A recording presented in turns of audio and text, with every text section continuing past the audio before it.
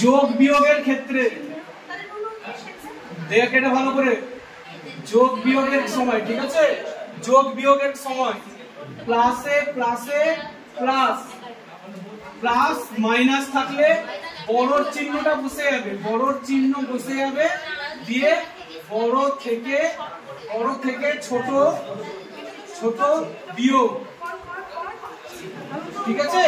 মানে হচ্ছে, মানে কিরকম, ধর আছে +5 -7, তাহলে বড় কি আছে, বড় 7, তাহলে বড়র চিহ্নটা বসে যাবে, বড়র চিহ্ন কি মাইনাস, মাইনাস বসে যাবে, দিয়ে বড় থেকে ছোট বাদ 2, বুঝতে পেরেছিস।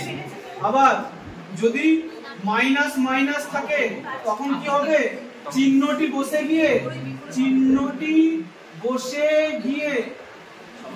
ঠিক আছে, সংখ্যা দুটি যোগ, ঠিক আছে, মানে -2 -3, তাহলে চিহ্নটা বসে যাবে, দিয়ে সংখ্যা দুটো যোগ মানে 5। এটা হচ্ছে কখন হবে, যোগ বিয়োগের ক্ষেত্রে। এবার আমি বলছি তোকে গুণ ভাগের ক্ষেত্রে, গুণ